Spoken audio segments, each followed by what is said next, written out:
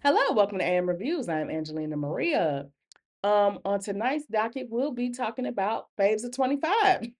I know it's March. Know I'm 2 months too late. Day late, dollar short, don't care. I was supposed to do this a couple months ago and I didn't get around to it.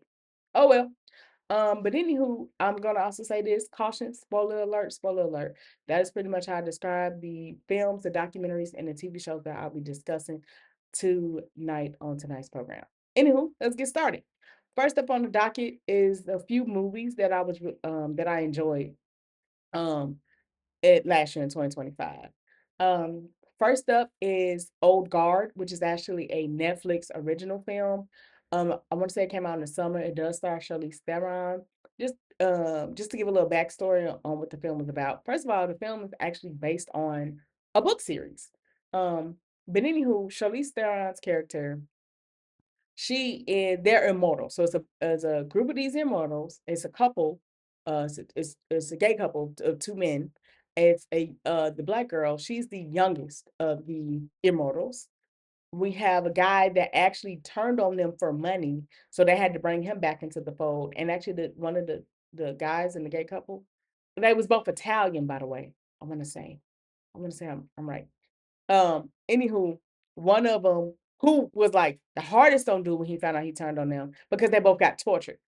He um he ended up having compassion for him because he was like, dang, bro, like, yeah, you messed up, but we spent all these decades and some of us hundreds of years together. So he was like, I can't just forget that because you did that one thing that really just upset me. Um, and then there's, of course, Charlize Theron's character. And then there's an Asian lady who got trapped due to the Salem witch trials. And they put on like this iron casket with the holes out for the eyes and the mouth. So that way water can get in because they threw her at the bottom of the ocean. So that way water can get in because every time she lived, she died again. And she just keep regenerating to die again. And it was like torturous. And she had that, I think she suffered that for like, when was the Salem witch trial? 100 years, some hundreds of years ago. Don't ask me, I forgot, bro. That's part of school, and I've been out of school a long time. So whenever the heck that took place, that's how long she been there, like 150 years, 100 some years, long time. Anywho, so um Charlize Theron was looking for her, and she ended up finding other people along the way. According to one dude who was like, he would sketch what was going on, and he would have dreams. And once he had dreams of one of the old guards, he will see um that they were he will see if they living or dying. So they all had like a power. And the youngest, who is the last old guard to live, she can she can kill everybody because she's the last one. So the black girl who is the baby, she could kill everybody. So Charlize Theron is coming into not Charlize Theron, Uma Thurman helps get the Asian lady out and end up fighting them because she, by her being the first one, she could take the power of the youngest one, which happens to be the black girl, and the black girl could kill everybody. If she transfer her power, she could give it to the oldest, but she has to willingly give it up. So the way that it lives off, she pretty much like I think she like drugs everybody, kidnaps the girl and all that stuff because she wants the power so she herself can stay alive and then also take everybody else's power away from them. Um so yeah, I think it's a pretty good time. Like if you're into sci-fi and immortal and just like stuff like that, or even book series and things like that, because it is based on a book series. So if you're into stuff like that, I think you enjoy the film. If I have to rate the film, I would give it a 7 out of 10. I think it's a pretty good time. If you haven't seen the first one, I suggest watching the first one or rewatching the first one because that's what I had to do. I had to rewatch the first one because they years apart and then to refresh my memory, and then I went in and watched the second one. Um, Next up, the movie train is Highest to Lowest, which is Spike Lee and Denzel Washington coming together again. I think for the third time. I think for the third or fourth. They got a few films together. Um, Directed by Spike Lee. I want to say also written by Spike Lee if I can remember, because this also came out in like the summers. Um, Anywho, so the movie stars Denzel Washington where he plays a music exec by the name of King David. So I want to say King David started off as a rapper, almost like how like like in the best way for me to think about it and describe it would be like Jay-Z. So like how Jay-Z started off as a rapper and then he turned to like a music exec and then he like started having his own artists and things of that nature. So it's like that type of concept or what have you. So the only thing is at this point in time, King David is kind of like, I ain't gonna say falling on hard times, but he wanna kind of like his business and his record label ain't doing as great as he wanted to do. So him and his partners like, hey, we need to merge it with some people to go and get it, everything going the way it needs to go and the way it's supposed to go. So he like, okay, cool. Only thing is he ends up with a dilemma. His son he think his son ended up getting kidnapped. Come to find out it was not his son, but it was Jeffrey Wright son. So Jeffrey Wright is like his bodyguard, his driver. It's like his right hand man, or what have you.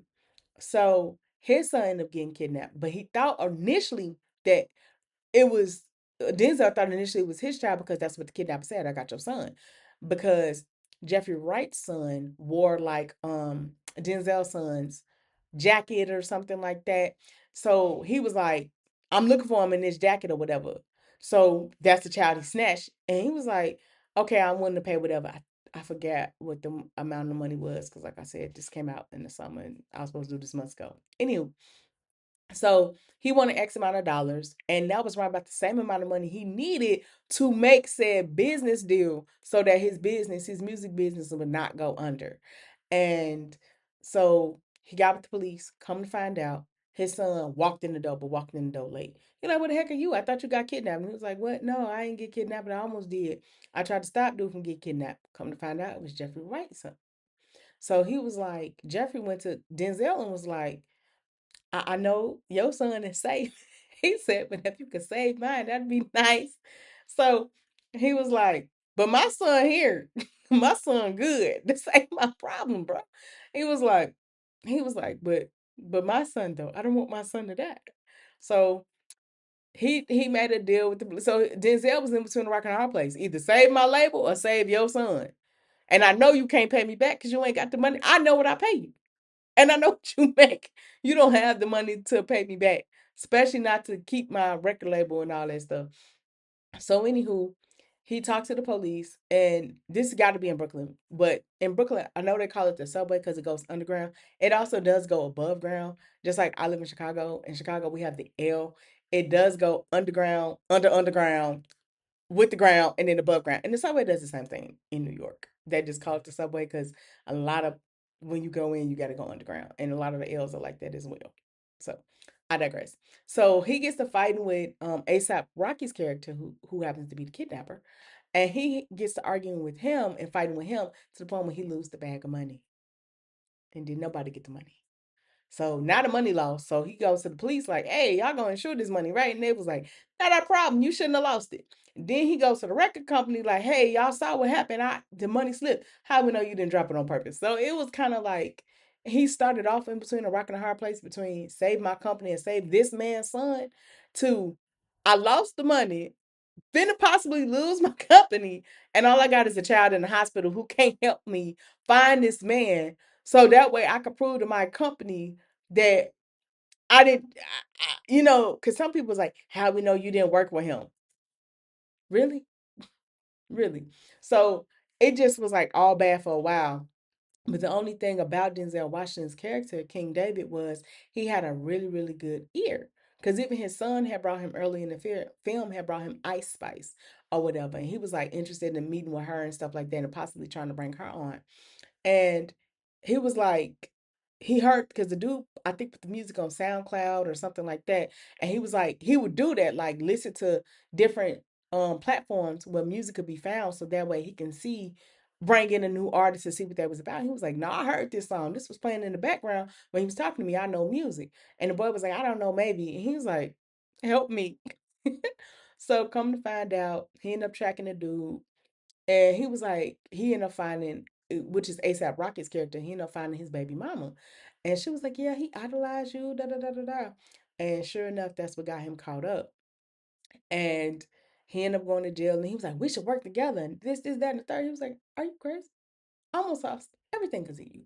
And it also, this ordeal kind of made Denzel realize, as a creator, which I feel like happens to a lot of creatives, um, is when you create whatever type of creative you are, it is a craft, and it's something that you have to keep up with. And I feel like sometimes creatives lose that sometimes because they start out with for the craft and the creation and the journey and all that stuff. But once they start making a lot of money, sometimes they get caught up in the money. And I feel like that's what Denzel character was starting to realize, like, I was in it for the cash and not the craft anymore, and I need to get back to that. So he did kind of like, step down and step back and things like that. But of course, ASAP got handled, and ASAP was pouty and in his feelings that Denzel wasn't like, yay, I like you. You almost ruined my life. Um, Anywho, if I had to rate the film, I would probably give it a 7 out of 10 as well. Um, if you're a fan of Spike Lee and Denzel coming together, I think you will like the film. I know some people was like critical about it, but last time I checked, it was still like Apple TV's top films and things like that, even now in 2026. So I don't know. I enjoyed it. I think it was really, really good. I also had a dope soundtrack from what I listened like throughout the film. I feel like the score, that's what it's called. The score was pretty cool for the film. So I think it was better to put on Apple TV. So I think if it was on like Netflix or Hulu, your score could be cool, but that's not the most important. So um, there's that. But I enjoyed it. So anywho, moving on to the next thing. Will be Wicked 2. It's a lot of twos. It's Wicked 2. I actually went to the theaters to see that. I really enjoyed Wicked 1. So of course for me with Wicked 2 pretty much because Wicked 1 was like the prequel, like the whole we meeting Alphaba, Galinda, we meeting everybody. Versus Wicked 2 it's more of a it kind of tells you how we get to Dorothy and how she ends up getting to Oz, and then kind of like what happens after she gets to Oz. So you kind of learn how to Cowboy line, you learn who he is and how he's made. You learn about like why he was able to talk and all that. You learn about like of course we learn how the flying monkeys were made because we learned that in one. So the cowardly lion and the flying monkeys, we learned about how they was made in one, technically of Wicked, but of course they reappear in two because now it's like how Dorothy ended up getting Oz and like it's like the behind the curtains, behind the scenes of Dorothy's whole journey in Oz. So of course, like they don't really show Dorothy. I think they show like her back and stuff, like her hair and stuff, but like they don't really show her. They show mostly her shadow because it's like we've seen that film. We seen the Wizard of Oz and we seen the Wiz. We know what happened when Dorothy get there. We need to show you what happens outside of her. So we see how the Tin Man is made. We see how Dorothy House end up on top of Alphabet Sisters. And we end up seeing how the Scarecrow was made. So it's just kind of interesting to watch. And then we also see like the aftermath of like Dorothy going home, Dorothy beating the Wicked Witch of the West, Alphaba, and see what happens like after and things of that nature. This film I'm not gonna spoil too much because I think you should watch it. Um, it's a really, really good time. And I also saw it in like 3D and stuff like that, which I think kind of made it kind of fun. But if I had to rate it, I would probably also give this one. I would give this one actually an 8 out of 10. Because it really makes me want to like watch the Broadway play and things like that and kind of see how everything kind of came about. So I'm like really interested in that. Um, but yeah, it was a really good time and I enjoyed it. Like I said, if you like Broadway plays or if you liked the first Wicked, I think you will enjoy this. I think I like the first Wicked better, but I do think both was really, really good. So yeah. But last up on this movie train is what I believe to be the best film that did come out in 2025. Argue with Your Mama, I Don't Care, which happens to be Sinners, which I did actually go to the theaters to see, and I saw it 6 times. I saw it 6 times alone, so I can imagine what other people did. I heard a lot of people saying it on social media that they saw it 2, 3 times, 3, 4 times, things like that. So I myself saw it six. And what's funny is when I actually first saw the trailers for it, I was like, I'm not watching this. I was no, no, no, no, no. And then eventually, right before it came out, I saw one last trailer. And when I saw one last trailer, I was like, let me see what the heck this is about. So I ended up going, and it was funny because it's a film with Lawrence Fishburne and Rami Rami Mek. or whatever. I think it's called The Apprentice or something like that. The dude is like the an accountant and some mess. Anywho, I was more interested in that, and I was like, ooh, let me watch Sinners, do a double feature. Watch that film, watch Sinners, and then if I don't like Sinners, at least I like something. And it come to find out it was the other way around. That movie. Anywho, back to Sinners. Um, Sinners, from the moment it came on, it was amazing. I love how, like, a lot of people miss the point, and it was like, but she explains the point of the film in the beginning of the film.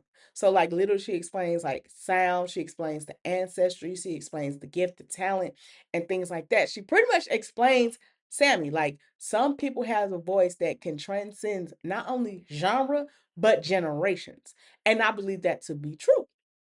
So in real life, I believe that's a real thing. And that's the type of voice that Sammy had.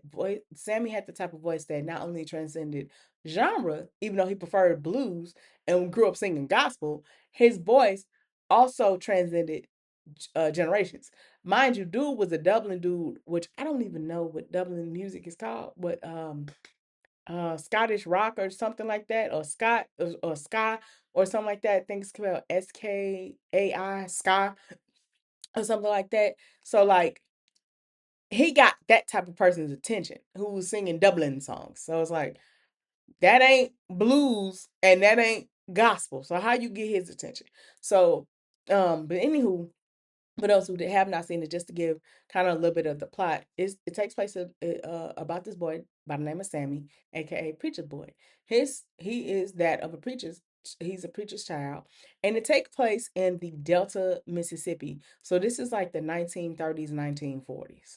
So black people, yes, are still picking cotton. Only difference is they're getting paid for it. Not much. They're getting paid like nickels, or they're getting paid like wooden things or coupons that really only work around there because we're not really trying to give y'all no real money for real. So Sammy has these two cousins by the name of Smoke and Stack, who are played by Michael B. Jordan, both Smoke and Stack. And they were from the Delta, Mississippi, but they end up going to Chicago. So they lived in Chicago. I think they said 7 years, 9 years. They lived almost 10 years, just under 10 years, but give or take a few years. So they had lived in Chicago for some time. I think, oh Lord, I'm probably gonna mess this up. Stack ended up working for the Irish people while Smoke ended up working for the Italian people. Now in Chicago, we had Al Capone at that time, who is Italian. If I want to say I'm correct. Italian. I don't know who the heck a Scottish person or Irish person would have been. That would have been a gangster, but it's Chicago, so who knows? So anywho, they end up working. So they end up ripping them both off because and bringing the liquor back to the Delta. And they was like, we're gonna open up a juke joint. So they decide to open up a juke joint. They get the round enough talent. One of the people they go get is their little baby cousin, Sammy, because he older now. And they had gave him a guitar before he left. So they was like, hopefully he could play the guitar at least. He might not know how to sing, can he at least play? So by this point in time, they go get Sammy. He want to ride off with his cousins or whatever. They go end up getting Delroy Lindo's character, which is the older guy who's the drunk who can play the harmonica and play the keys. So they get him, and they get the dude that played Cornbread, which I can't think of his real name. He looked like if Forrest Whitaker had a son. He like him. So anywho, they get him out the cotton field or whatever, and they all start the juke joint. Of course, they go get their women. Smoke goes and gets Annie, which is the lady, I can't think of her name right now, and I don't want to mess it up. She comes from Loki. She played the officer in Loki. So yeah, if y'all seen Loki, that's who the heck she is. And that's where I knew her from. Anywho, um, he go get her because she could cook and things like that. So it's like, can you cook? Stuff like that. And she also is like, I don't want to say she's in the hoodoo, so I think she's from Mississippi. No, I'm lying. She's not from Mississippi. She's from Louisiana, but she moved to Mississippi. So she has like for those who know like voodoo, hoodoo, stuff like that, which some people think is black magic and think it's bad and demonic. And I feel like anything is how you use it. Like if you use it for bad, it don't matter if you're a Christian. If you use the Bible and you try to curse people with it, you still being wicked. But if you use hoodoo and voodoo and you blessing people and healing folks, hey, hey, whatever. But anywho, so they get her, and then of course, Stack was messing around with Grace is the Asian lady. So they end up getting the Asian people together, Chinese people together, and the woman's name was Grace. I cannot think of Haley Steinfeld's name in the film. Uh-oh. Anywho, get the white looking girl. And actually come to find out, which I knew her from Pitch Perfect. Um, I did not know she was part black. I actually found out in the film and had to Google it while watching it. But anywho, so the gang gets all together. The juke joint going well. Perlene doesn't even showed up. She get the singer, come to find out. We didn't know she could sing either.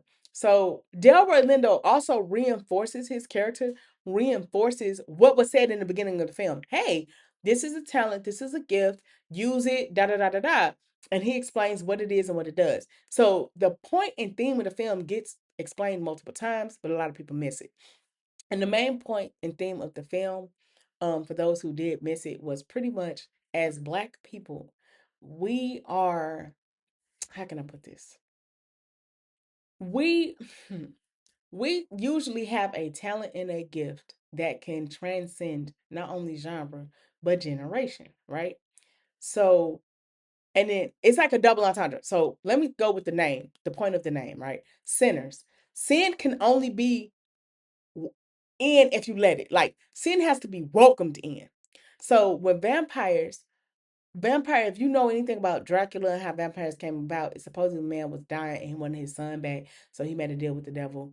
And then his son came back when his son came back with a curse. And that only way he could live was at night. And he had to suck blood. That's like the whole Dracula thing. That's how vampires supposedly came about, viewing the folklore of vampires. Cool. So, only way you could let a vampire cannot just walk in. You have to invite them in. That's what he's saying sin is. So that's the first part. Sin can only be invited in. If you don't let sin in, it cannot come in. And you can cast sin right back out and it cannot come back in until you invite it. Cool. All right. And that's the first part. The second part with Black people, because there's a Black thing. Also, the indigenous people was depicted. So this is one thing I did like with the indigenous people. They was depicted and tried to help the white people, knowing that was the Klan, because he saw the little robe and hood, and he was like, you don't want to listen? Something to go down? That's your problem. I tried to help you. And they left. And I like that they left in the film because if we're going to be honest with ourselves, we saw what the white people did to the indigenous people. That's why, in order for them to exist for real, they had to mix with Black folks. That's why you have a whole bunch of Black folks running around talking about some I'm part indigenous. And they not wrong. Because a lot of them had to mix to keep that bloodline going. And then they got pushed off to pretty much a corner of this country, which is crazy. All right. So there's that. And then back to the Black people. With Black people, we are business people, we are creative people, we are talented people, we are strong people. But the thing is, whites don't like that. They hate that. So what they'll do is, I don't want you, but I want your talent. I want your strength. I want everything I want the essence of you. I just don't want you. Which don't make no sense, because how do you get the essence of somebody and remove them from the thing? No, that's not how that works. That's like taking a body and saying, I'm gonna remove the spirit. Then you ain't gonna have no body. There ain't no point of that body. That body is nothing without the spirit. And that's the thing. White people be wanting the spirit and the essence of Black people, but don't want Black people. Well, then you not gonna get that. And every time you try to duplicate it, you're not gonna have it. And then it's also minority groups, and I like that he did it with Asians because I feel like they do it most, them and Latinas too. Sorry, Latinos. But other cultures will take from Black people as a form of profit, especially Asians, as a form of profit. Not all, but then the moment stuff get real and the moment they have to stand with us, they pull a grace and they leave. Homeboy, her husband, he was willing to stand with us. And because he wanted to love and honor his wife, that's why he did, she did, and that baby ended up being an orphan. The very thing you feared the most was the very thing you got because you didn't want to stand with Black people. The scariest thing, because you didn't want to stand with Black folks. And then, of course, you had the darkest woman, which is Annie, which I don't think that was her name in the film. Anywho, you have Smoke's wife, which is the Black lady. She's the most resourceful person in the whole film was the Black woman. And I'm not saying that because I'm a Black woman, because she was. She knew how to cook. She knew how to keep her. She was like, "Why you think you was safe in Chicago? You and your brother." She put the thing out. She was like, "You still got that?" Like she kept them safe. And the moment he took it off, that's when everything went awry.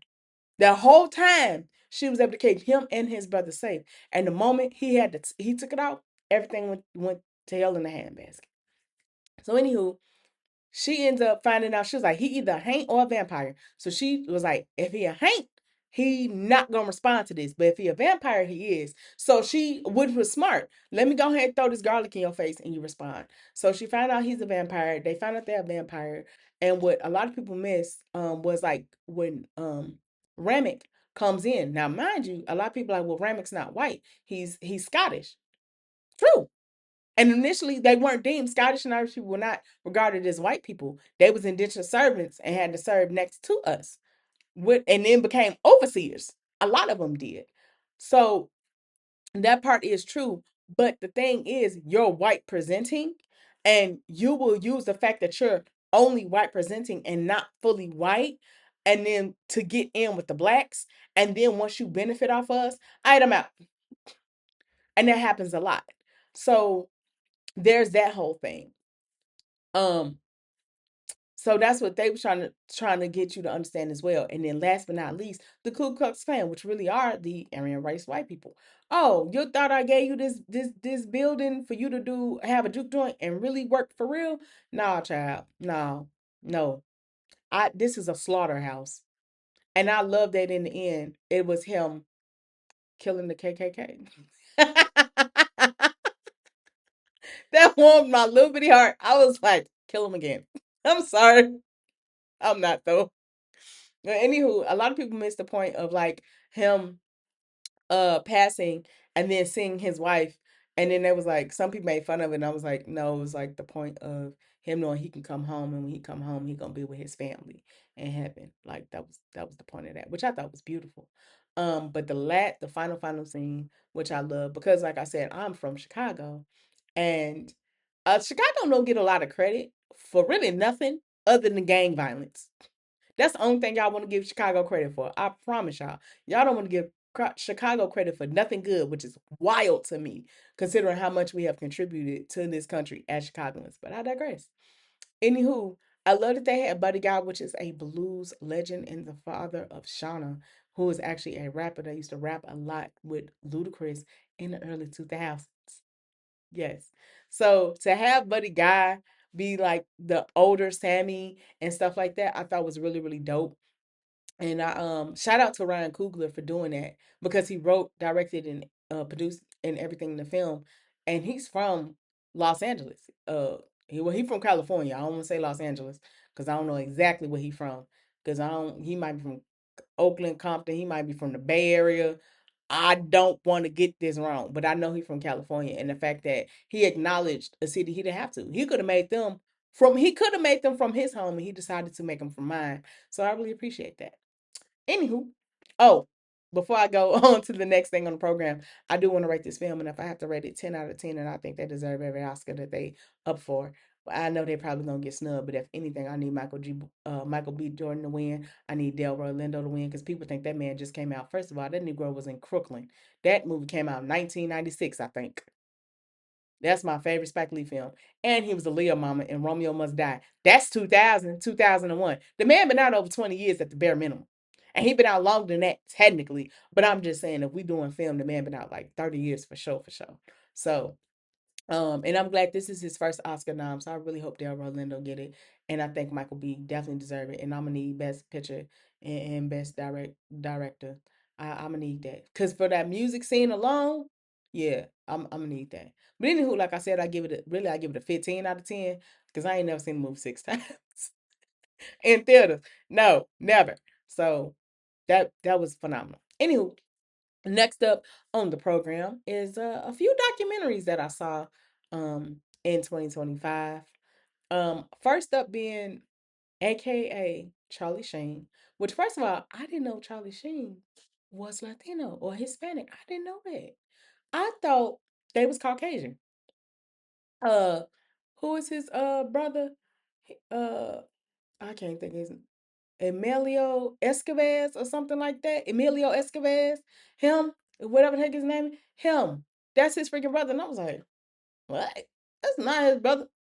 Come to find out, them people are Latino, and I think they did the white thing to kind of pass, especially because his dad was an actor, and his dad had played a character that like I ain't gonna say tormented him, but he like his dad kind of suffered from like alcohol and drugs and stuff like that. And Charlie Sheen kind of watched it. Him and his other brother watched it, and it got he pretty much mimicked the behavior. And then also he was like so high up with his films, and then ended up being like TV with like 2.5 Men and stuff. I also never knew the man did crack. I'm gonna be honest. Anytime somebody is not black, and I know this is gonna sound racist, but I'm black, so I can kind of say it.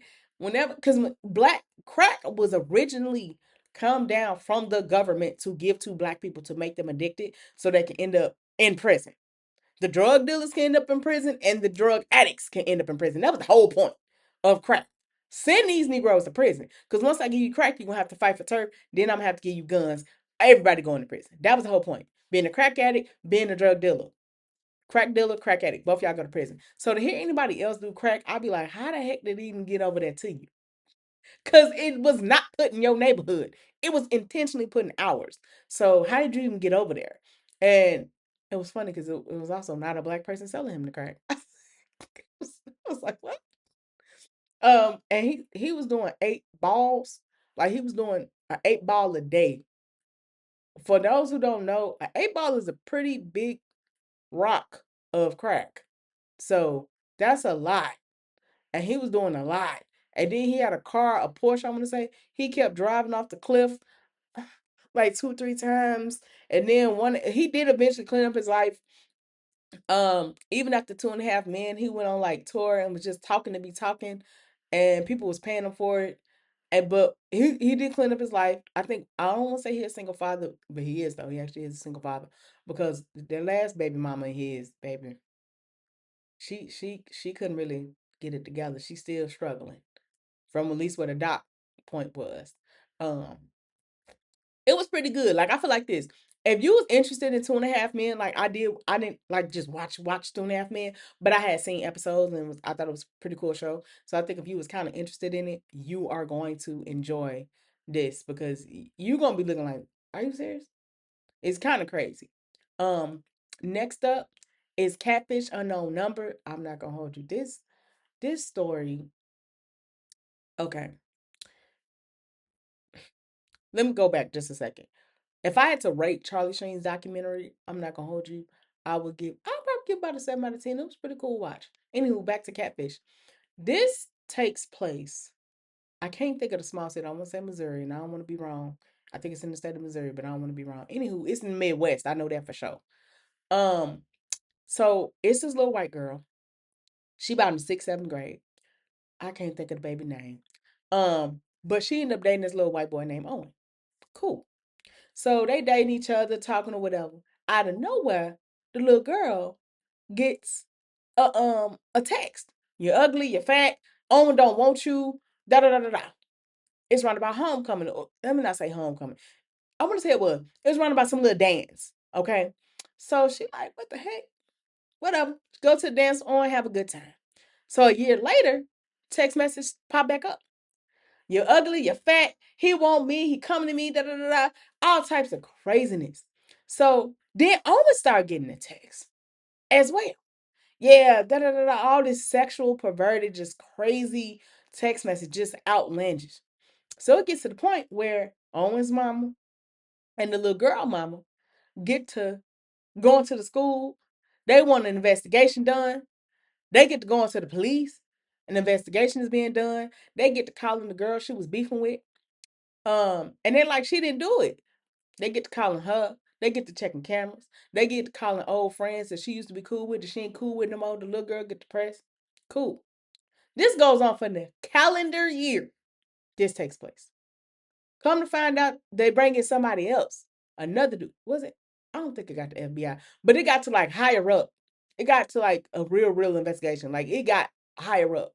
They bring in a dude in like a detective. I think at least made to a detective.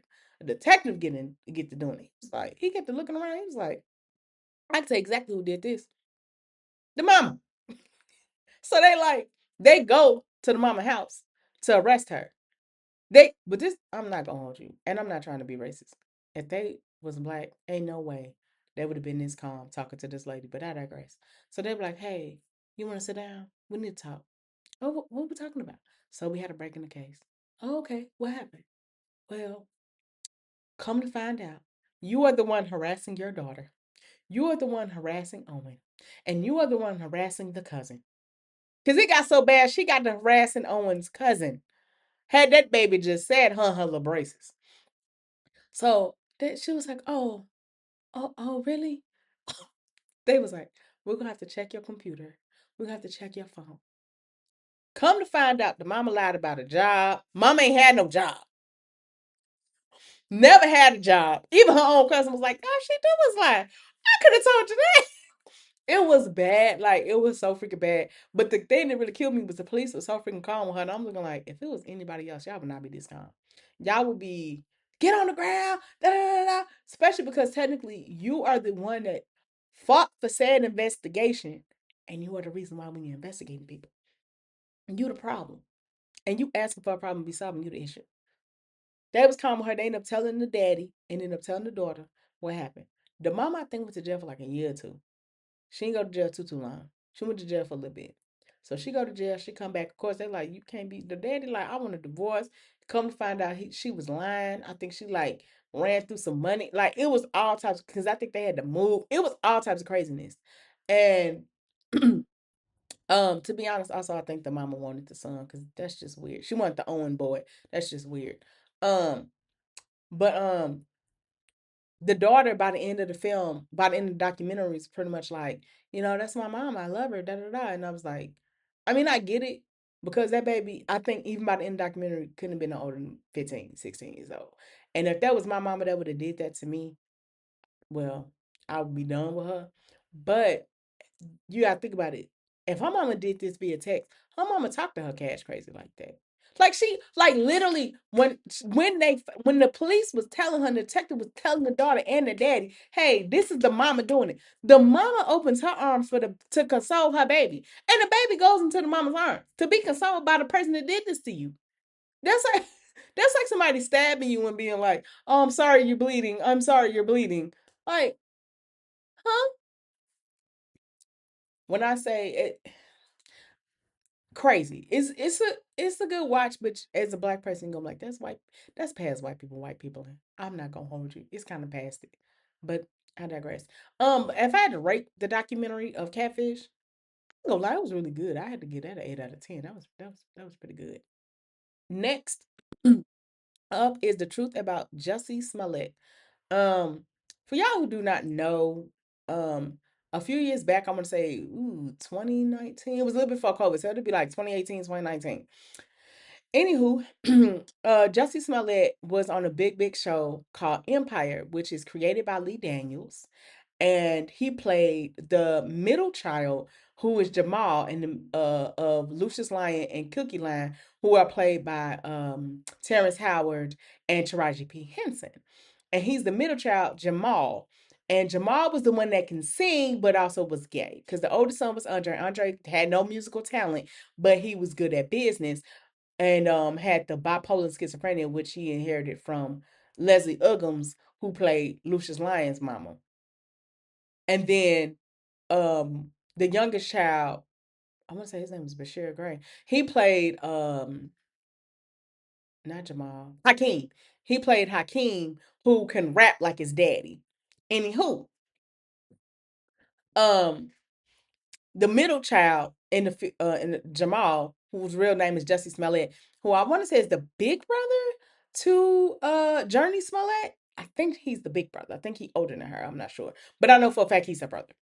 Anywho, around about 2019, about a season or two before Empire actually completely ended, um, he had caught up in a scandal because Empire was actually shot on the west side of Chicago. So it was actually shot in Chicago, even though it was based out. The storyline was based out of New York. The show itself was filmed in Chicago. So he, during the time of shooting, he sat up there and he had said that in Chicago, it was two white men that came up to him and said, they didn't necessarily say MAGA, but they was like racist and they was on some homophobic slurs. They said racial and homophobic slurs at him in Chicago, downtown area. Okay. So he said that they put a noose around his neck in Chicago at 2 o'clock in the morning in January. Okay. So, for those who do not know anything about Chicago, I am from Chicago and currently live here back again. Don't that story didn't add up to me at all. And at the time, I was not living home in Chicago. You said in January at 2 a.m. downtown area, racist and homophobic. White people came at you and put a noose around your neck. Now, I'm not saying that there's not racist people in Chicago. I'm not saying that there's not racist people that be around downtown. I'm not saying that there's not homophobic people. I am saying that downtown Chicago is the most visited touristy place. You gonna see all types of queens, okay? You gonna see all types of trainees. You gonna see all types of people. You gonna see people that ain't gay but just like to dress in the different. You gonna see all types of folks. You gonna see all types of races, literally in ethnicities and cultures, and that is celebrated, especially near the downtown area of Chicago. Because a lot of people, now if he said on the south side, west side, up north, especially up north, I would have believed it. South side, west side is mostly black people. So, but up north, I would have been like, oh, well, I can't say it. But when he said downtown, I was like, what? Everybody lived, so cool. And then he said 2:30 in the morning in January.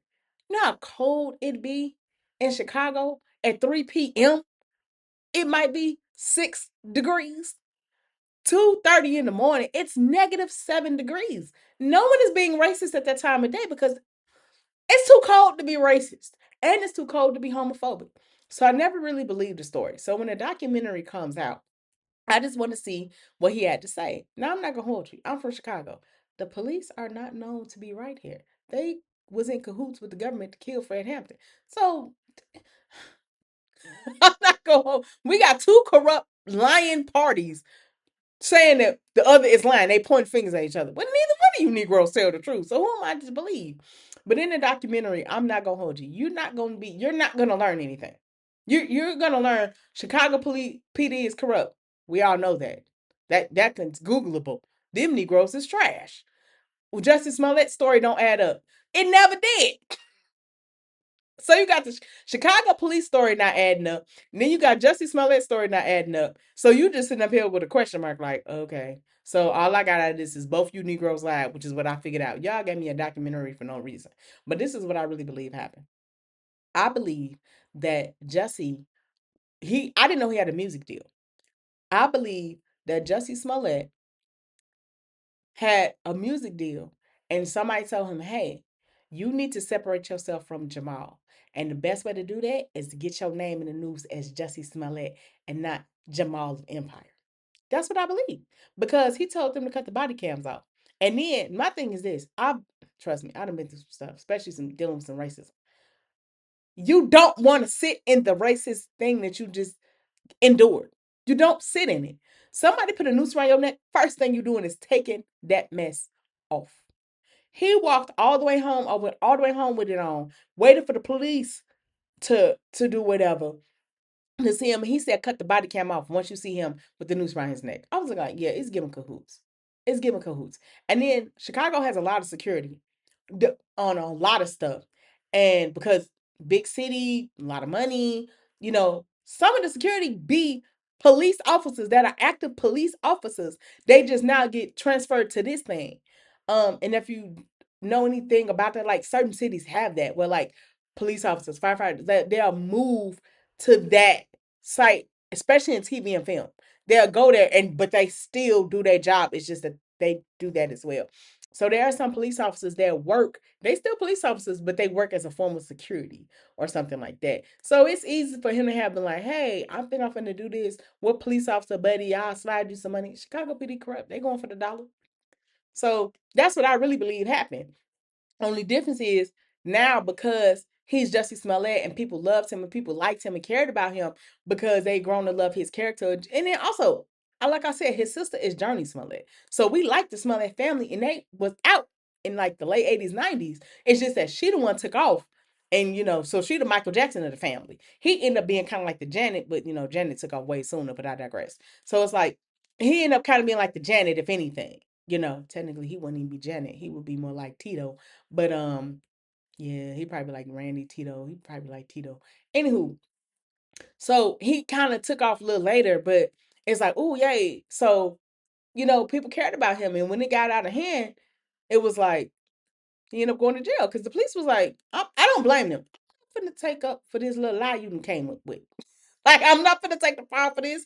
You're gonna have to take the fall for this. But then, of course, by the end of the documentary, it ended up being, yeah, check me out. I got music coming out. It's like, you could have just went on your social media at this point in time and put your music out, and that would have separated you from Jamal. But you chose to do something stupid, and now that's hanging over your head. If I had to rate this documentary, I'm not gonna hold you. It's a 6 out of 10. It. I feel like this. If you just want to hear him talk, go ahead. But if you think you're gonna learn anything, you're not. You're not. Because I learned nothing. Moving on. Next up is a documentary that I'm not gonna hold you. Also, all these documentaries actually were on Netflix, every last one of them. It's called Hell and High Water. So this documentary talks about what happened in Katrina and during Katrina, which for me, my mama is from Bogalusa, Louisiana, and I used to go to New Orleans as a kid. So, and actually, the year Katrina happened, we were supposed to go back to New Orleans. We would go every few years, and then we were supposed to go again the following year, but she ended up passing at the top of that year, so we never got to go. And by the time I went back, it was 20 years later. Anywho, um, Hell and High Water pretty much talks about what happened in Katrina, and it does have like real footage of like people's last moments. I'm not gonna hold you. It's three parts to it. I cried in every part, every episode I cried, and I'm not a crier. The first part talks about like what they did with Hurricane Bessie. Like they bombed the levees so that way they can drown the Ninth Ward. So that way the commercial district um didn't have to be affected by the water. They end up doing that, and they end up bombing it, so it affected the Ninth Ward, which is where the black people were, which they did gerrymandering and like, which is for voting, but they did the what's it called, redlining, where they was like forcing black people to pretty much, which Louisiana period, especially New Orleans, it's underneath the water level, it's below sea level, and the Ninth Ward is made like a bowl. It's made like a little bowl, so water can easily fill up in there. That's why if you ever been to Louisiana or like New Orleans, you see their houses is like stacked up on their houses are built on stilts, pretty much. Like not like a normal house that sits on the ground. It is built on like stilts. So it almost looks like the house can walk. So that way if water comes, the house won't be underwater, you know. Um so anyway, that was with Hurricane Bessie. So a lot of the black people that did not die, most of them didn't die, actually. So they just like carried their kids on top of them or their goods and belongings on top of them. And they just made their way into the district, into the commercial district, which was the very thing the white people did not want. They didn't want the black people over there. And I think Bessie happened in like the 60s. So come 40 years later is Hurricane Katrina. And this time, they didn't take care of the levees like they were supposed to. And yes, Hurricane Katrina did come. Yes, it destroyed people. Yes, it killed people and things like that. That is very much true. Cannot take that away from that natural disaster. That did happen. But Katrina had been gone for like 12 to 24 hours. Katrina had been gone, gone, gone. Katrina had been left. She'd been moved on, packed the bags, and gone on about her day. This is what happened. They didn't take care of the levees the way they were supposed to. Them goddamn levees broke. And them levee and that water went into the commercial district and kept going and just kept going to the point where like bodies that would have been in tombs, which they do talk about on the swamp tool and stuff like that, got getting out the look out the tombs and everything. Like it was bad. Like people that weren't supposed to be affected ended up being affected. This is where I started to really cry. Y'all did not have food for these people, but y'all had fight for these people. Y'all didn't have Y'all had the army. Y'all didn't have a turkey sandwich for these people, but y'all had tanks for these folks. Y'all didn't have a burger, but y'all had bullets for these people. And then what was really crazy was then y'all tried to play a race war at this point in time. Really, ethnicity war. Oh, white people is looting, but oh, they're finding food. Finding food. They went in the store and stole the food too. Black people, they're looting and stealing food. They were doing the same exact thing because they were drowning. Like, to be honest, the people that survived and the people that received help did not receive it from President Bush, did not receive it from the government, because the government sent in the military. They sent in guns. They sent in the army. These people just suffered a natural disaster. And not only that, the levee that was supposed to prevent some of the damage that happened that made it so catastrophic did not do its job because it was not taken care of properly. So now these people are truly suffering. Truly, truly suffering. And everybody admitted to how they got out was the next person that helped them. Neighbors helped each other. More people would have died had they not been like, F this, we got to get up out of this together. And then what was really bad was when people was trying to find their way out and find their way to safety, the army was pushing them back towards the danger. You want me to lay next to people that are literally dying next to me for days? For days. It was the craziest thing I've ever seen. If you think America is garbage, trust me, this documentary ain't gonna make you think anything better about it. It's gonna make you look at America and be like, I knew you was trash. I knew you was garbage.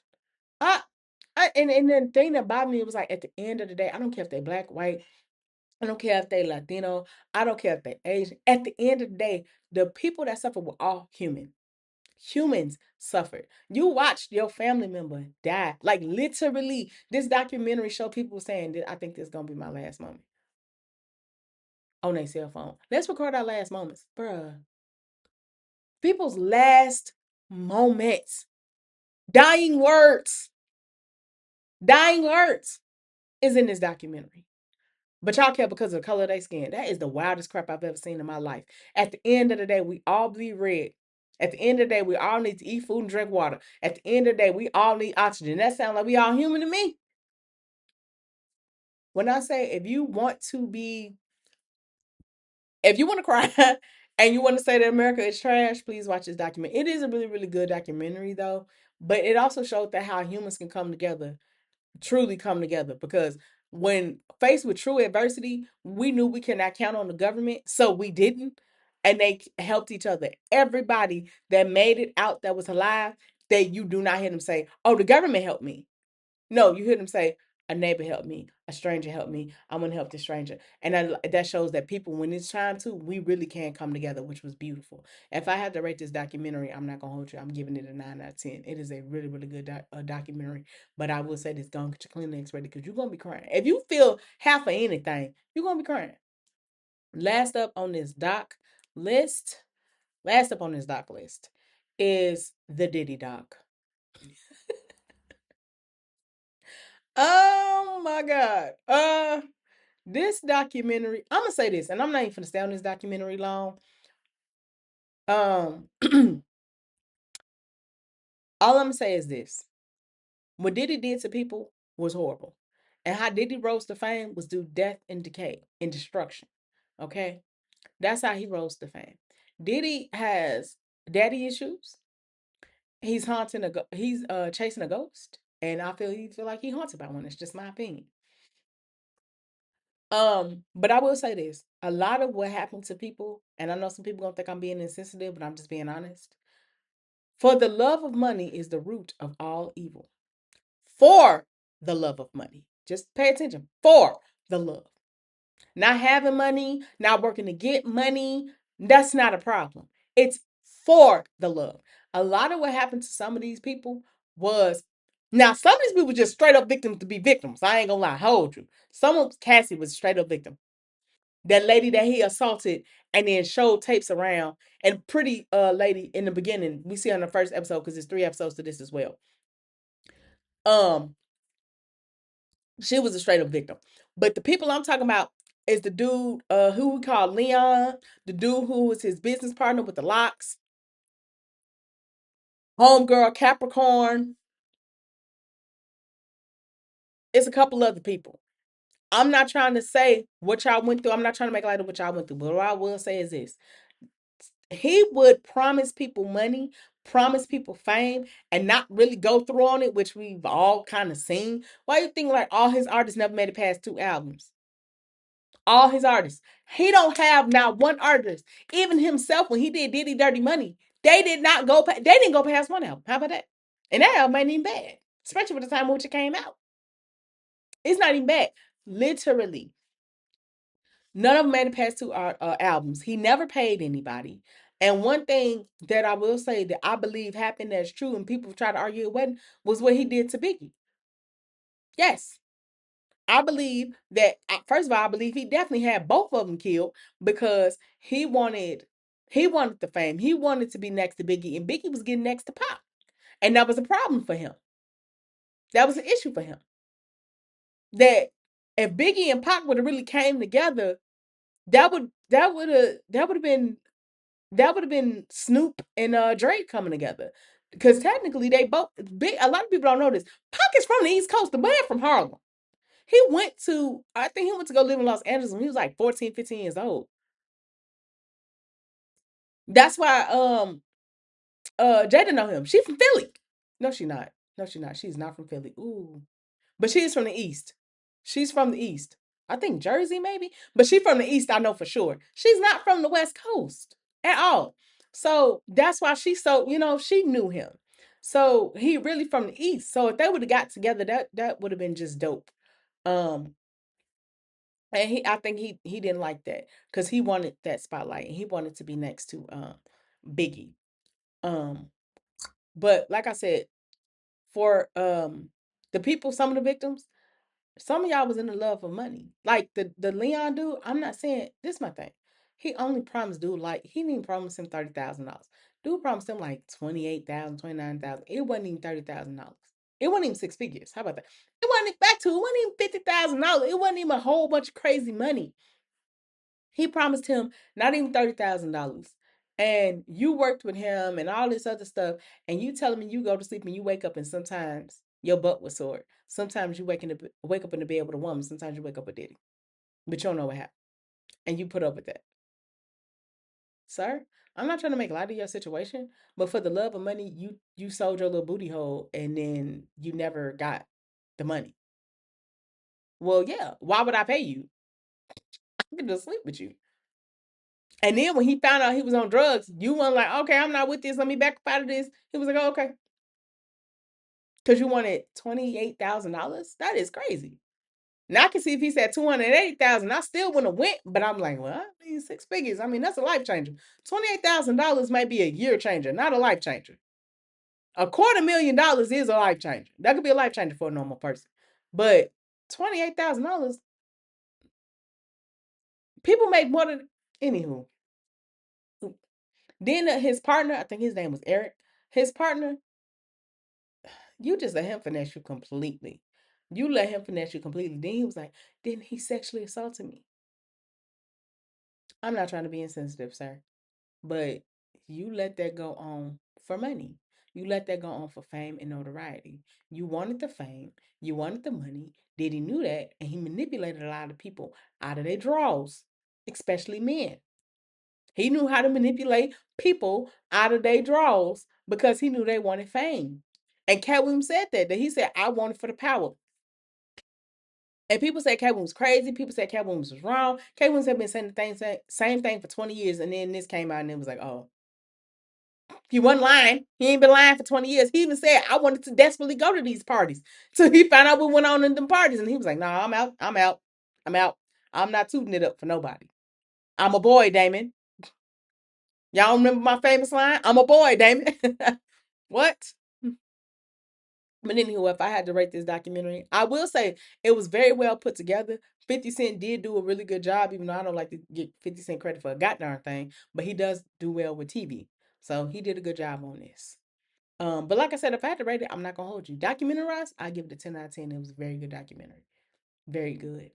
All right. Next up is some shows that I found very interesting in 2025. First up is Beyond the Gates, which actually is historical because it is the first soap opera created by a black person, especially a black woman, and is the first soap opera that had came out, I think, in like 25 years or 20 years or something like that. It had been at least 20 years. It had been on a really long time. And it stars Tamara Tooney, who is from As the World Turns, as well as she played Emmy Miranda. She played the Emmy on she plays the medical examiner on come on, SVU. Law and Order SVU. So she stars as Anita Dubois and follows the Dubois family and things like that. So it's a really, really good show. It's a soap opera and it comes out in the middle of the day, but you can like stream it same day, few hours later on Paramount Plus, but it comes on CBS. It is really, really good though. So and I shout out to the lady that made it. I can't think of her name at the moment. And I like that. I like historical things. Next thing is The Resident. I can't think of the baby name right now. I'm so mad. So The Residence takes place, it's kind of like a Clue. It's kind of like if you like the show Clue, like Who Done It. But it takes place in a White House. But it's not the president that ends up getting murdered. It is actually like the chief of staff. He ends up getting murdered. So, because I can't think of names right now. Um, if you ever seen Orange is the New Black, she plays Crazy Eyes. She played a lot of roles since then, but she plays Crazy Eyes. That's what she's most famous for. And then Homegirl, if you've ever seen This Is Us, she plays the wife to Sterling K. Brown's character, which see, I don't know that baby name. I know his real name. I don't know the character name. But she's the black wife on there on This Is Us. I think her name was Beth on the show. It was Beth. Her name was Beth on the show. I just can't think of her name on this show or her real name. But yeah, so it pretty much follows a who done it, who killed the chief of staff, and even possibly why. It is really really fun because the lady who plays I think her Debo is her last name, or I Ado is her like her last name. I can't think of her name right now. Anywho, she plays a like this really, really great, I want to say investigator. I don't want to call her a detective. A really, really great investigator. And she has a very unorthodox way of finding things out and figuring things out. And of course, she's going to end up figuring out who did it. And she's a bird watcher. So, like, because she watches birds and that's how she like clears her head and does things like that, that's how she figures it out. And she's going to be able to figure out who done it. And it's really, really fun to kind of see her go through the different stories and the different personalities and things like that. Really, really fun. I'm not gonna spoil the TV shows because I actually want y'all to kind of watch them. Um, and then next up, another thing that I was not gonna watch, but I ended up watching it. Shout out to Miss Pat because if it was not her and her daughter talking about it, after the BET Awards, I was not gonna watch it. And that's Divorce Sisters. I'm a fan of sisters. So when I heard Tyler Perry made Divorce Sisters, I said, you ain't even try. You ain't even try. But it does star Kadeem Ellis. If you watch Sisters, it's Zach's wife in real life. It stars her. It stars Latoya Luckett. And I can't think of the other ladies. It stars Ron Rico. He's one of the husbands. He's actually Kadeem's husband. I can't think of Buddy name right now. I see his face, but I can't think of that baby name. But it has a really cool cast. It's a really good show. So pretty much what it does is this time it follows five women. Like how sisters had four and then they ended up with five. This time he was like, nah, I'm gonna do the five formula. So it starts five women, but four of them are friends. So um you have I can't think of nobody's name. This is really sucky. So anyway, you got five friends. They're all married. No, so mind you, two of them are still married, which is Latoya Lucky and Kadeen. They're still married. Haven't married the problems, but they're still married. Also, it stars Devon Franklin, which was the pastor and was Megan Good, now her ex-husband. Um, he's in there as Latoya's husband. So he's the pastor. Surprise, surprise. He's he a pastor in there. So Latoya is the first lady, and then they have two kids. And actually, the son that's on this show is also the son in Beyond the Gates. So it's kind of funny because he's doing both shows right now. So anywho, it stars them. So they're a married couple, and they are first lady and pastor. Then you have Kadeem and her husband, which I forgot what he does, but she's a lawyer, right? Then you have the other friend, um, she has like afro, like hair, her like big afro, curly afro. She's a realtor. And it's a new guy that comes into town and she's like showing stuff too. And then we have another friend, she's just rich for the sake of being rich because her husband was rich, but he left her for a white woman. So, and she in the bondage and all types of stuff. And if you watch All the King's Men, All the Queen's Men, the dude that played Doc, his real name, his stripper name was Bolo. I don't know that Negro real name. I know a stripper name from Real Housewives of Atlanta, and his stripper name from from All the Queen's Men. So all I know him is by Doc and Bolo. I don't know that Negro real name, but anywho, he's on that and he plays her love interest, which her name is not Bridget. And then there's Bridget who is she's Latoya's like assistant. So these five ladies are navigating relationships. So Bridget is in a relationship with a young man and things like that. And they want her to let him go because he is a goofy. But it's another older man that actually likes her that's more of her age, but you know, she ain't really responding to him too tough. And then um you have the one that's with the husband that left her. His name is Franklin. He left her for the white woman. She's crazy. Like I actually like her, but she crazy. Like she burnt the lady with coffee. She's crazy. She don't. She's crazy. She's fun though. She's interesting. Whenever she pop up on the scene, my God, today it's gonna be just that, a freaking scene. And then of course you have Latoya Luckett's character, who she has her issues with her husband in their marriage, but she's willing to stand by him and things like that. And you know, so and then there's like I said, Kadeem with her husband, but that might have been some infidelity. So yeah. I'm not gonna hold you. I wasn't gonna watch the show and I wasn't really for it at first. Cause I was like, Tyler Perry didn't even try. But I do love Kadeem because I love the Ellis family period, and I do like Latoya Luckett as well. So I was like, when Miss Pat and her daughter Ashley was like, we like it. It was kind of cool. Da, da, da. I was like, let me really see what it's talking about. And then I turned it on. I was like, God dog it, Tyler Perry.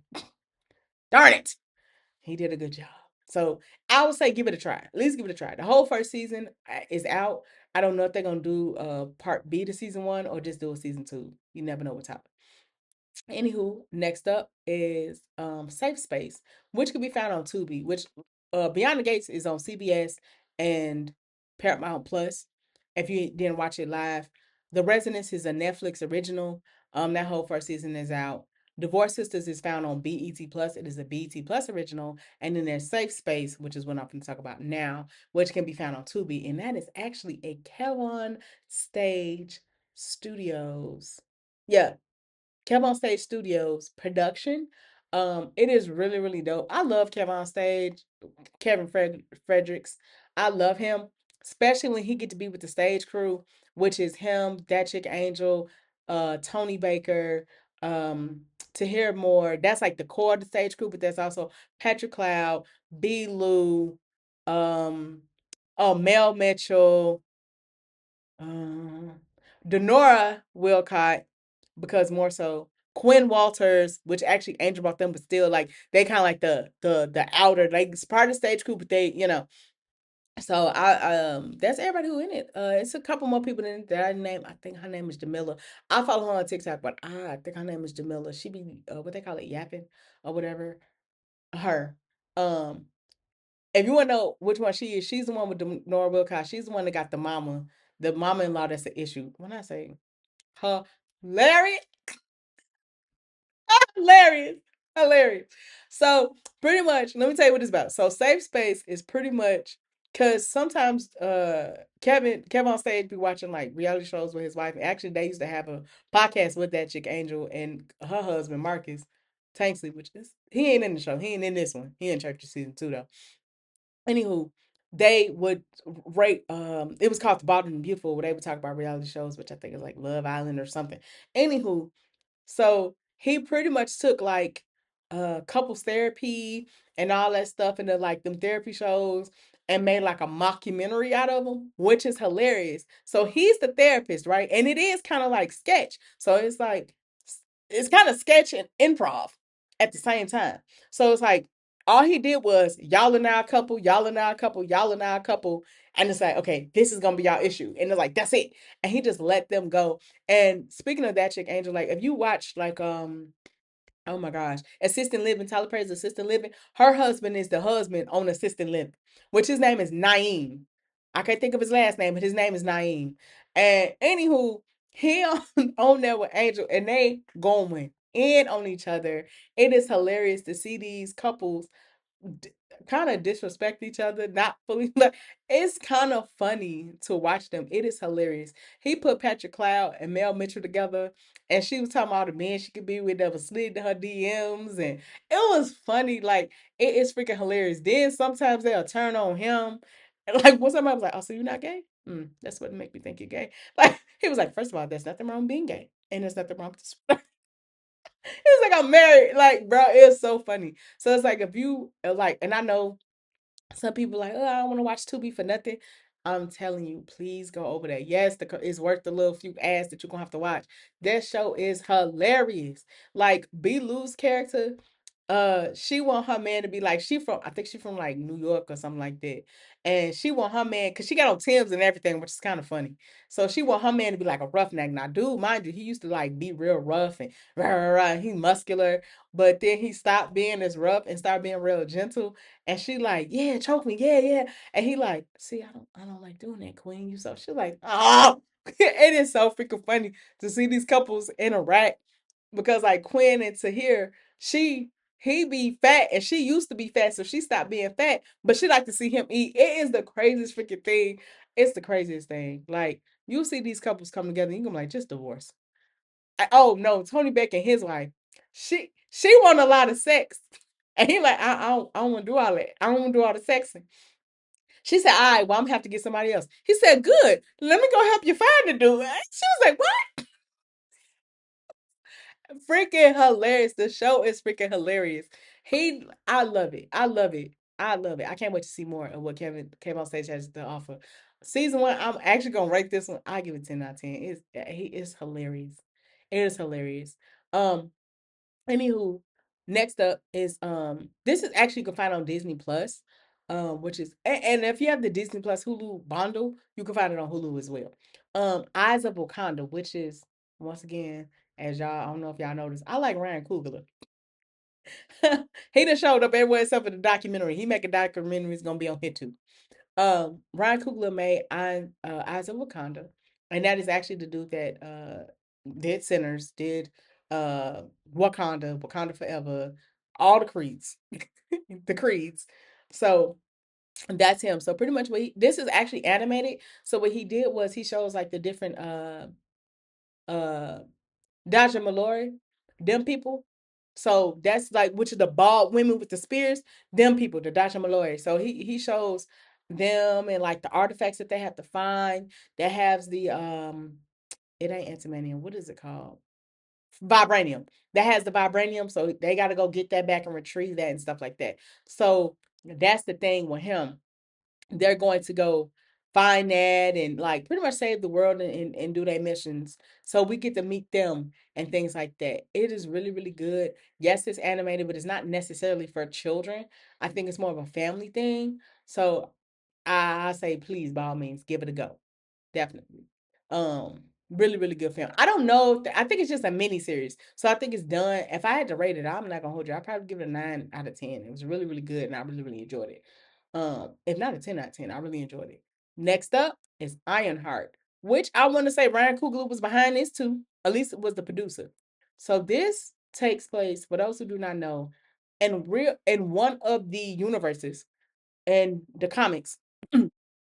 Which she actually, yes, Ryan Coogler was behind this because Ironheart showed up in Wakanda Forever.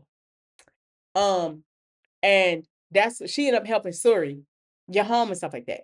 So this is the thing about this particular thing is for those who do not know, and like one of the universes in the comics, Iron Man passed on the mantle to Ironheart. This is why Robert Downey Jr. himself was like, "Oh no, I'm passing it to her," because that's how the storyline really went. That's why she's Ironheart, because she was inspired by Iron Man, and she's actually from the South Side of Chicago. And she actually made it to MIT. She kind of got kicked out of MIT because she was selling like her homework and like selling parts and stuff like that because she went to help her mom and stuff like that. Which also has Cree Summers. For those who do not know who Cree Summers is, Cree Summers is she played Frankie, no, Freddie. Frankie. She played Freddie in A Different World. She's actually the librarian in Abbott Elementary. She literally voiced your childhood. If you are a millennial, she voiced your childhood. She played Susie Carmichael. She played in a lot of stuff. She did a lot of voice work. Check that lady up. Check her resume. It's very sexy. Um, but anywho, she actually is the same. She's a sorcerer in this, just like Doctor Strange. She's a sorcerer. She teaches her daughter to be a sorcerer, but she ended up leaving the school, her and her husband, because she got pregnant with her daughter, so she ended up leaving. So she's kind of not official like Doctor Strange, but kind of. So I'm not gonna be shocked that Doctor Strange show up. They did introduce another character. This Negro gives me the devil vibes. I can't think of this Negro name right now, but they do introduce him, and they introduced this cloak character, which he ended up the dude, the cloak character, the cape character who she ended up working for or working with, he ended up working with the guy that is going to be introducing. His name begins with an M. I want to say it's almost Montero. I want to say, but I could be wrong.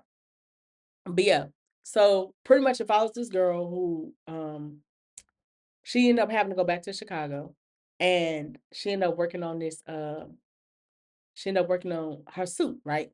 But she wanted AI for her suit, right? Like how Jarvis is, and Iron Man suit, she ended up making a version of it, but her dead friend. So her stepdad who helped raise her and her dead friend, they ended up dying in a robbery gone wrong. And she ended up she was still cool with the brother, and she ended up making the AI her so like she could project her out and control the suit and stuff like that. Which ended up being kind of like an issue for her because it was like my friend is dead, but my friend ain't dead because the when she made the AI, it was connected to her brain. So when she went to sleep, I think she ended up like dreaming of her friend, a memory of her friend popped up, and then it materialized into the AI. That now her friend is the AI. So that was like something for her to deal with as well. Um, but she ended up kind of like helping the villains. She wasn't trying to help the villains, but she ended up kind of like helping the villains because I think she like wanted to get back at some people, or like she wanted a piece. That's what it was. She was looking for a piece, and the dude that turned on Iron Man, his son was collecting all them pieces. So it's really it's a really good watch. I I don't think this is a limited series. I think it's gonna go on for seasons, but I really enjoyed it.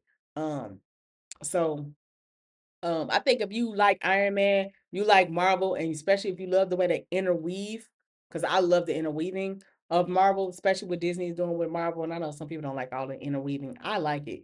Because it's like it makes you be like, bruh, if you want to know what's going on, you're gonna have to watch Marvel. You're gonna have, and I'm a true Marvel fan. Like I wrote a paper on the history of Marvel, so I can't get enough of Marvel. So that's just me though. But I think if you like Iron Man, you like even like learning new characters and stuff like that. Because I didn't read the comics. I would love to. I read some of them, not really. So yeah, really good. Last but not least of the shows that I enjoyed in 2025 is actually a show that barely came out in 2025. Came out the tail end, came out November of 2025. Or end of December. I mean end of October. And ended in December. Is Ryan Murphy's All Fair. I'm I'm so glad this show got a season two. I'm not gonna hold you. This first of all, this show takes place about female lawyers, which can be found on Hulu. It can be found on Hulu. If you have the Hulu Disney Plus bundle, you can also watch it on Disney Plus. It is a Hulu original. Ryan Murphy, you did that. Not only that, the cast. So I'm gonna start with the cast, and I know some of y'all ain't gonna like some of these cast members. It is what it is, though. It stars Kim Kardashian, Naomi Watts, Glenn Close, Tiana Taylor, Sarah Paulson, and Niecy Nash. Let me tell you something. When I saw the trailer, I was like, okay, I'm interested in this. Because I love literally half the names I just said I love. I love Glenn Close. I know who Naomi Watts is, but I ain't gonna say I love her. Okay. No diss towards her. I don't know enough of your work. I love Glenn Close. She played Cruella DeVille, amongst other things, but she played Cruella DeVille. I love Tiana Taylor. I've actually loved Tiana Taylor since what, Sweet 16. I've loved her since then. So I've been following her since whenever the heck that came out. So I know that's been about 20 years. Because me myself was like 12, 13, and I'm 32 now. So I know it's been about 20 years. I've been following her whole career. Um, and then there's Sarah Paulson. I've loved her ever since I saw American Horror Story. I love that lady. Um, and then last but not least, Niecy Nash. I've loved her since the Bernie Mac show. So some of these women, I've been following you forever. And loved you forever. Now, Kim Kardashian, of course, I know who she is because of Keeping Up with the Kardashians, and I'm not gonna lie, as a black woman, I have very conflicted feelings towards this lady. But my thing is this: it ain't necessarily her fault. Y'all made the game, and she knew how to play with it. I can't hate her for that. Y'all can get mad at she's still from black women. Well, guess what? If the system wasn't set up for it to be so easy to steal from black people, that probably wouldn't have been that girl tactic. I'm just saying. I digress. In this show, so the Kim Kardashian plays Laura Grant. Glenn Close plays Dina Steinfield, Steinland, something. She got a funny last name. Then you have Naomi Watts that plays Liberty Ronson. Liberty Ronson. You have Tiana Taylor to play Milan. They did not give her a last name, and if they did, I don't recall it. You have Sarah Paulson that plays Carrington Lane, but they call her Carr. And then you have, last but not least, Niecy Nash, who plays Emerald Green. I'm gonna say this: they are divorce lawyers at their own boutique. So, Alora, Liberty, and Emerald, they have a boutique together. But they all and Carr has her own law firm or law office, but they all used to work under Dina, who's played by Glenn Close.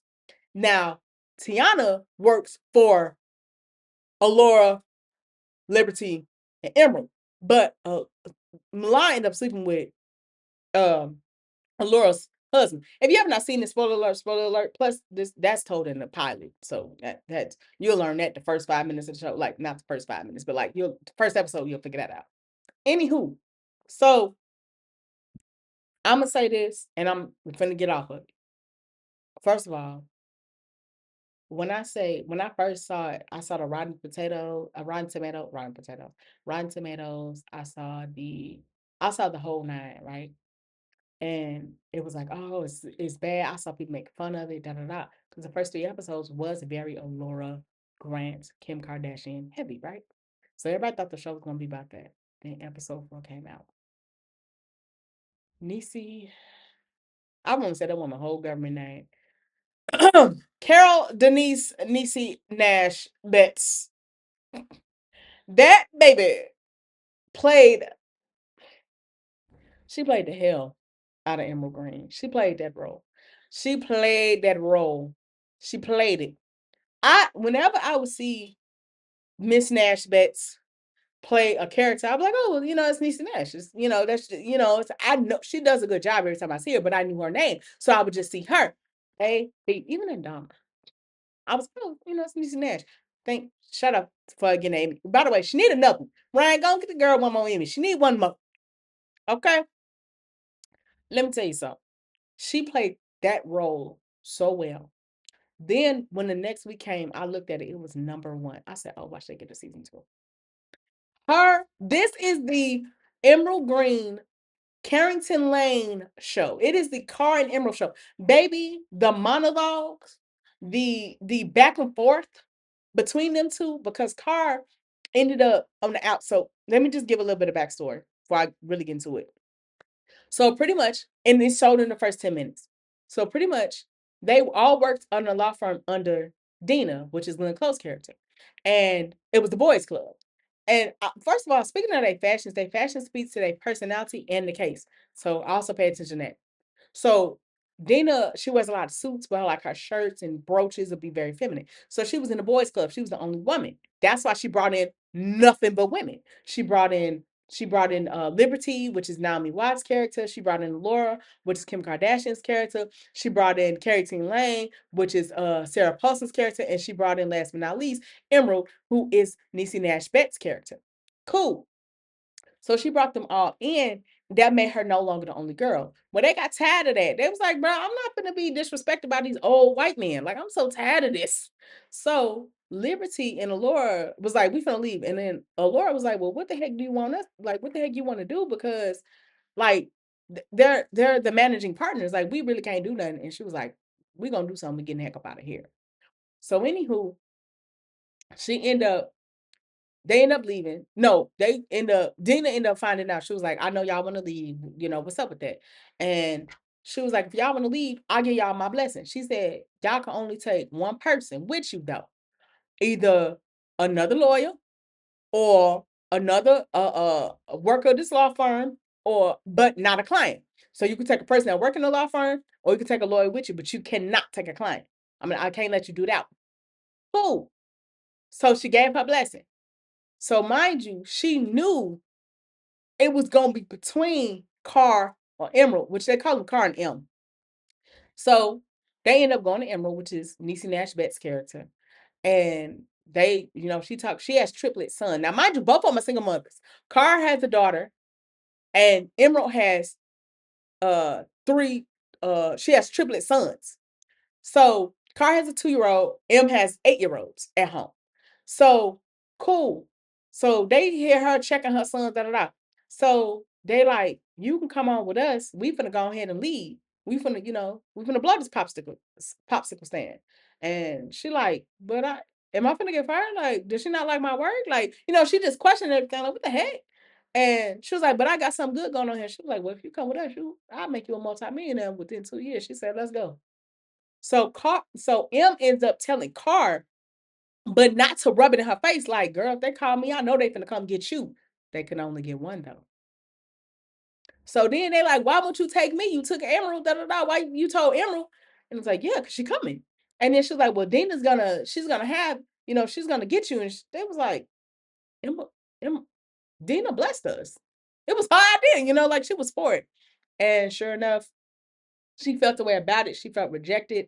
And this is now fast forward 10 years later where they deal with different cases. And then Laura has to go through a divorce with her husband.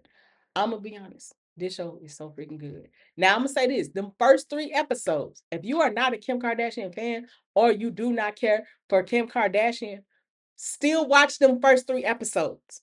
Because them first 3 episodes are very heavy Kim Kardashian. The rest of them are not though. The rest of them are not. Literally, episode 4 is all about Emerald, which is Niecy Nash Betts' character. It's all about her. And then you see her and Car go back and forth. You see her and Dina have an interaction. It's not about Laura. Actually, after episode 3, it stopped being about her for real, for real. And then you get to episode 5. 5 is very Car heavy. It's mostly about her. And you actually don't even see the other girls for real, because it's mostly about her. Episode 6 is about Dina. Actually, I'm lying. It's actually about everybody. It is the divorce of Alora, but it's about everybody. This is when we first see Emerald M, which is Niecy Nash Betts' character. We see her take first chair and actually be the lawyer at first chair. She actually is the lawyer and has the fight card in court. That's something that's never happened before. Because Emerald, the reason why Emerald got picked, she is actually intel. That baby, because she used to be a police officer. And actually, if you're a Reno 911 fan, you will actually like this, because the dude that used to be her partner is the dude that played, what was his name? Jones? Oh, yeah, he was Jones on the show, because she was Williams. Yeah, he was Jones. So if you're a Niecy Nash fan, well, Niecy Nash Betts, let me say her full last name and not be disrespectful. If you are a full like Niecy Nash Betts fan and you watch like Reno 911, dude was on that, or you watch The Soul Man, which is what she did with Cedric Entertainer, he was also on that too. So if you like her like that, you're gonna like this, because he does show up. Also, the dude that was on the Rookie was in there too. The black dude that was her love interest. He only was on her love interest for like 5 minutes, but still, because she mostly was with her husband in that show. But I digress. So yeah. But back to episode 6 is like mostly about everybody, but once again, get to see Car and M just battle it out. And I love to see them to do it because it turns into the Car and M show. I love it. Episode 7 is a lot about Dina. It is literally about Dina, and then Car trying to really warm up to Dina, but it's mostly about Dina. Um, and then episode 8 and 9 is actually all about all of them, and then trying to find a way to get them back together and how Car may feel about certain things and stuff like that. So, like I said, a really, really, really, really, really good show. I know people don't like Kim Kardashian and feel a way about her, but it's like, bruh. I will also say this when it comes to Kim Kardashian. One thing I do like what Ryan did was he put her with a cast he knew was gonna help her grow. To be honest, Tiana Taylor, used to be with like Kanye and all that stuff, and and as far as I know, has no beef with them, cool with them. But like Niecy, and Sarah, they've already worked with Ryan on quite a few projects. So they know how to work with him and go with him and stuff like that. And I think they was really good actresses to put their arms around Kim and be like, because mind you, and a lot of in the show, you see her, they do the camera was like her and Nisa would turn to each other almost like a face off. So you see both their profiles. And I kind of like that. And then they'll go like turn to look at Sarah's character. And I like that because it shows like those are the two people that she had to interact with. To be honest, on the show, them the two she had to interact with the most. If you see a lot of her, she's interacting with them quite a bit. So I do like that he gave her those two people because they was like they lifted her up and was like, because she's trying to acting thing too now. And I feel like this. Okay, y'all don't like the girl for what she did. Okay, whatever, whatever. Can she act though? And she did a good job at her character. And I think they gave her a character that she could do well with. And she did. And her castmates, you know, actually supported her and was like, okay, you want to do this? Let's do this. And they did. And it seemed like they all enjoy each other and have fun. I seen some of their interviews and stuff. And they liked each other. So it really worked. Even Glenn Close was like, okay, baby, I'll put you under my wing, you know? And I loved it. I loved it. So I'm really happy for it. Can't wait for season 2. Actually, like I said, I'm gonna need you to get that Nisa Nash Betts baby. Yeah, get that baby one more Emmy. She need one more because she ate down as Emerald. Get that baby one more Emmy. She need one more. She don't got enough. Not for me. Anywho, moving on. Last but not least, I know this episode is long. This is a very long episode. I did not intend for it to be this long. Anywho, I have a couple of honorable mentions.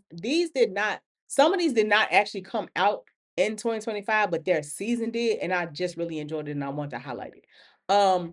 Once again, um, Kevin Fredericks, aka Kevin on Stage, he has a show called Churchy, which originally was on the KOSS app, which is Kevin on Stage Studios app, which I saw when it was on there, and then when it made it to BET Plus, which it made it to BET Plus in 2024.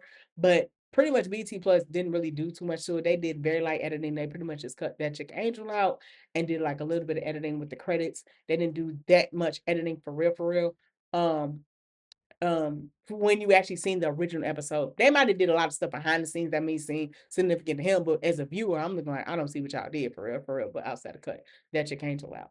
But anywho, um season 2 he got a chance to really do it through BET and with BET to actually do it this time, and he himself was the showrunner and the editor of this time. So, and it was really really funny.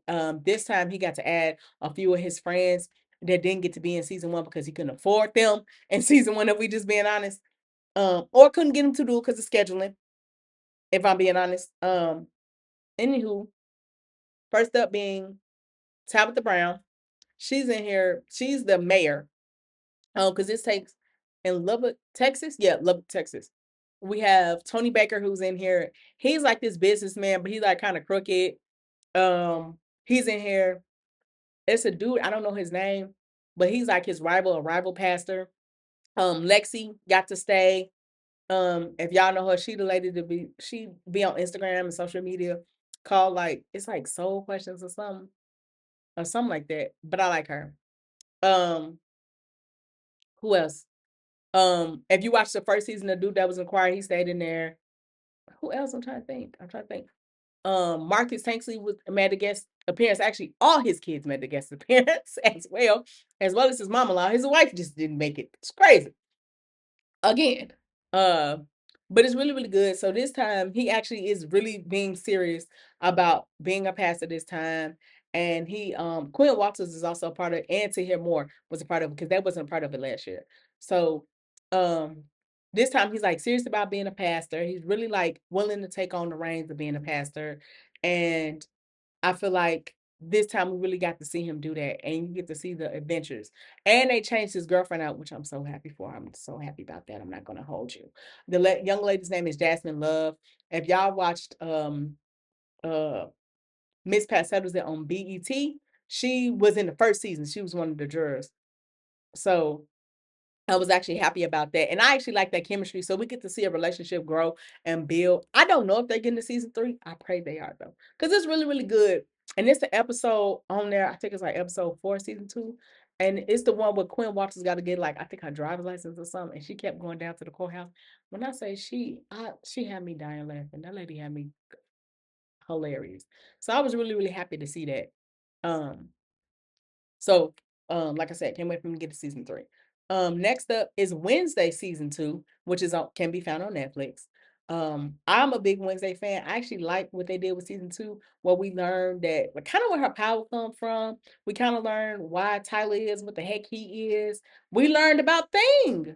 Come to find out, we learned about Thing. We learned about why Gizmo is such an issue for the school. We actually learned about Homegirl that's a siren. We learned about her. Like we get to get a little bit of backstory, and we get to learn about people that we hadn't learned about, and or get to know more about them and things like that.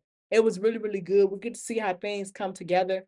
And then Enid, get to learn a little bit more about her too. So there's that. These two shows actually did come out in 2025, and they both can be found on CBS. If you watch them live, if not, you can watch them both on Paramount Plus literally the next night, which is Matlock. So this show starts Kathy Bates, and it's pretty much like a spinoff the real Matlock, which was made by Andy Griffith, well, starring Andy Griffith. And pretty much what happens is uh Kathy Bates' character Madeline Matlock. She has a daughter that ended up, due to the opioid crisis, she ended up passing away. And because of this, she ends up leaving her, Maddie, with a grandson by the name of Alfie, her and her husband. So she finds out that the law firm that supported the company, Wellbrexa, could have prevented this drug from going out that would have saved her daughter's life.